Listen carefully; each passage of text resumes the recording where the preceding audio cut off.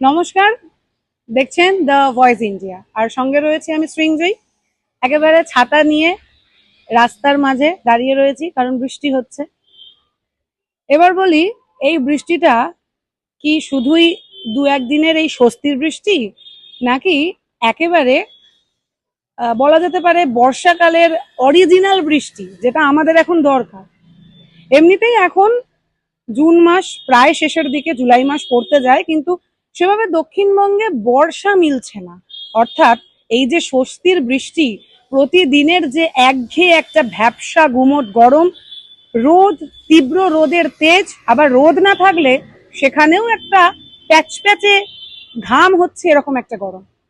তাই ছোট থেকে বড়, একটা সাধারণ পশু পাখি থেকে শুরু করে মানুষ, সকলের একটাই চাহিদা ছিল যে বৃষ্টি কবে আসবে। একটাই প্রশ্ন যে এই স্বস্তির বৃষ্টি, বর্ষাকালটা কবে আসবে, একটু শান্তি পাবো। তাই আজকে সকালবেলা একেবারে কলকাতার আকাশ কিন্তু মেঘলা ছিল, কলকাতার মুখ ভার, সঙ্গে বেশ বজ্রবিদ্যুৎ সহ বৃষ্টি। আকাশ রীতিমতো কালো করে আছে এখনো পর্যন্ত। এবং এই যে শহর কলকাতার একেবারে রাস্তার মাঝে দাঁড়িয়ে রয়েছে বৃষ্টির মধ্যে, বেশ কিছুক্ষণ আগে মোটামুটি 1 ঘন্টা ধরে এই বৃষ্টিটা হচ্ছে। খুব যে বিশাল বৃষ্টি হচ্ছে তা নয়। তবে এই দক্ষিণবঙ্গে বৃষ্টির আপডেট কি জানাচ্ছে আলিপুর আবহাওয়া দপ্তর?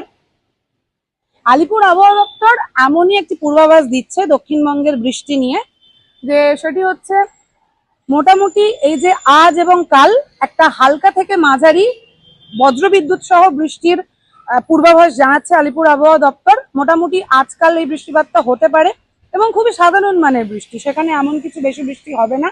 কলকাতা এবং কলকাতা সংলগ্ন যে জেলাগুলি বা কলকাতা পার্শ্ববর্তী এলাকা, সেসব জায়গায় মোটামুটি বজ্রবিদ্যুৎ সহ বৃষ্টির প্রবণতা একটা থাকছে।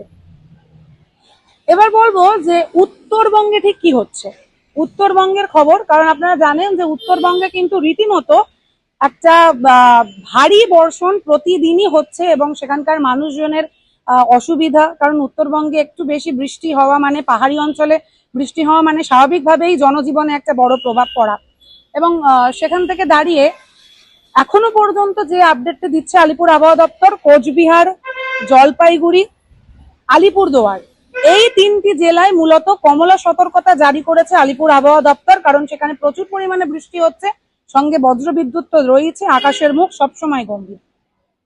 আর এই যে মাঝে দুদিন, অর্থাৎ আজ মঙ্গলবার, বুধ, বৃহস্পতি, এই দুটো দিন উত্তরবঙ্গে বৃষ্টির পরিমাণ খানিকটা কম থাকলেও থাকতে পারে, কিন্তু এরপর থেকে ফের শনিবার থেকে কিন্তু আবারও উত্তরবঙ্গে বৃষ্টির প্রবণতা বাড়বে এবং বেশ কিছু জেলায় কমলা সতর্কতা এবং হলুদ সতর্কতা জারি রয়েছে।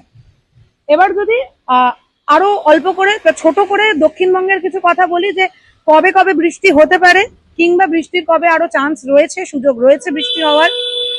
আজ এবং কাল বৃষ্টি হবে।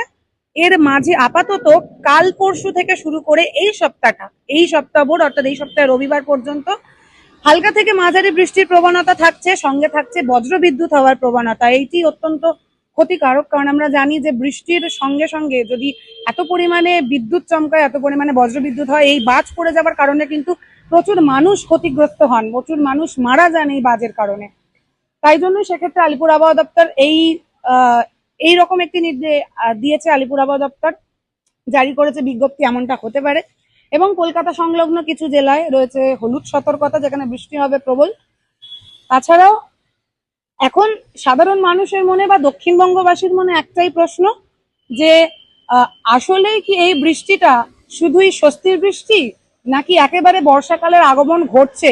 কবে আমরা সেই মনসুন সিজনটা উপলব্ধি করব, কবে মনসুন সিজন আসবে, এনজয় করবে দক্ষিণবঙ্গবাসী, সেইটা কিন্তু এখনো বলা যাচ্ছে না। কিন্তু শুধু এনজয় নয়, আপাতত এইটুকুই খবর দেবো, কিন্তু শুধু বলবো এনজয় নয়, বর্ষাকাল পড়ার সাথে সাথে কিন্তু বিভিন্ন জায়গায় এই যে জল জমার প্রবণতা, যেখানে যেখানে রাস্তা খারাপ কিংবা যে ড্রেনেজ ব্যবস্থার যেগুলো সিস্টেমগুলো খারাপ রয়েছে, সেই জায়গাগুলোতেও মানুষের জনজীবনে কিন্তু ভীষণ রকম ভাবে প্রভাব ফেলে।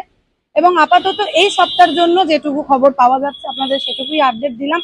আপাতত চোখ রাখবো পরবর্তী খবরে। ক্যামেরায় বিক্রম দলীয় সঙ্গে আমি Srinjoy Ghosh, the voice India.